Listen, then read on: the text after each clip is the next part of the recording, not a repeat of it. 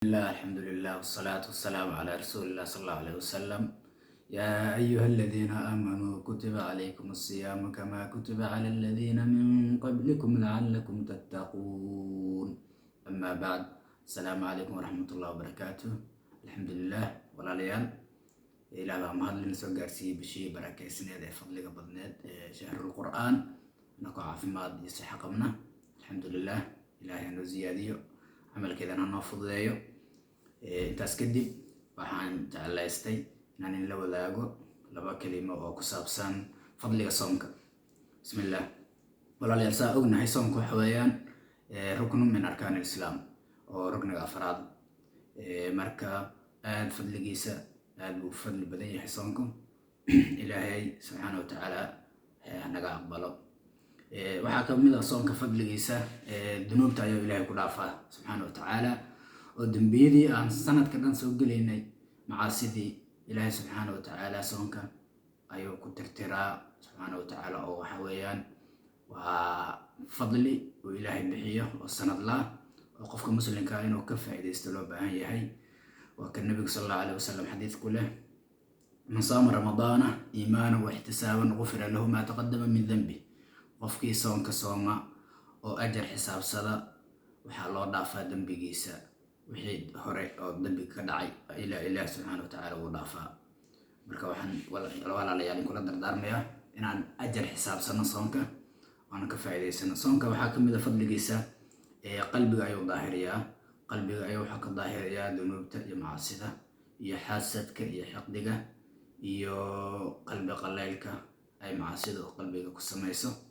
waxaasoo dhan ayuu soonku wuxuu yahay dahaaro oo soonku waxa weeyaan waa fadligiisa aad ayuu fara badan yahay. iyo shayaadiinta waxa ay qalbiga ku soo ridayaan maadaama shayaadiinta ay xiran yihiin oo shayaadiinta kuwii madaxa adkaaba bisha Ramadaan waa la xiraa. waxaa ka mid ah fadliga soonka taxqiiqu taqwa, inuu xaqiijiyo taqwada.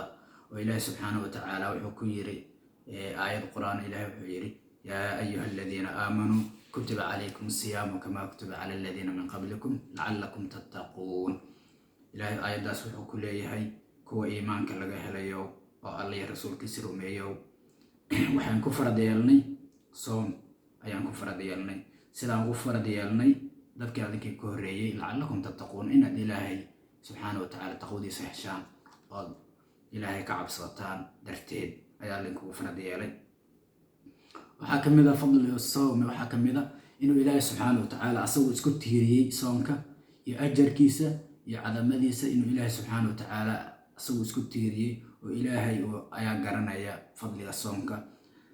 qaala Allahu ta'ala fi xadiith al-qudsi: kullu amalin ibn aadama lahu illa as-sawm fa innahu li wa ana ajzi bih.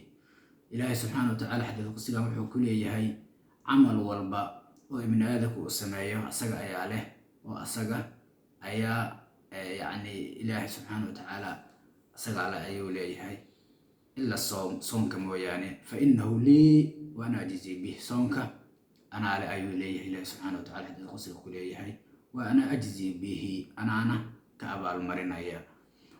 taas waxay ku tusaysaa sharafka iyo weynida uu leeyahay soonka Ramadaan oo Ilaahay subxaanahu wa ta'ala adoomadiisa uu ku sharfay. taasoo ay ka dhalanayso soonka inuusan geli karin riyo iyo istustus ayuu qofka inuusan marnaba u soomi karin maadaama oo asaga iyo Ilaahay ka dhaxeeyo soonka. intaas ayaan walaalayaal jeclaysanaa in la wadaago. jazaakumullahu khayran.